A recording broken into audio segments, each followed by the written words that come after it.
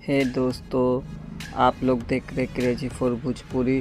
मेरे चैनल के तरफ से आप लोग को सभी लोग को हैप्पी होली। चलो वीडियो स्टार्ट करते।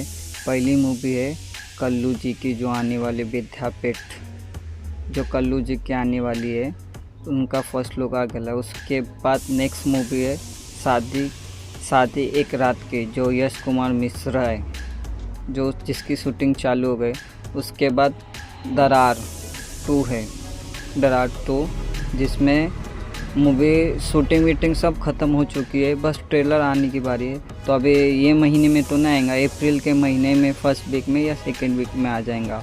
और आज तो 25 तारीख तो आपको मालूम है, होली के शुभ अवसर पर ये क्या बोलते हैं, नीरवों की 2 मूवी रिलीज़ हुई है, जानलेवा का फसल, उसके बाद केसारी लाल का सन ऑफ बिहार, फिर उसके बाद हिंदुस्तानी, ये सब रिलीज़ हुई है।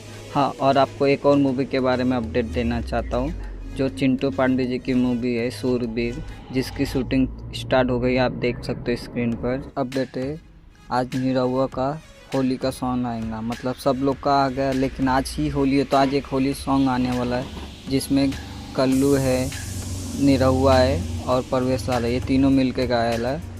सॉरी फॉर बुरा ना मानो होली है, ये नाम है उनका, टाइटल है। तो आज रिलीज़ हो जाएगा ऑफिशियल निरहुआ चैनल पर, देखिएगा।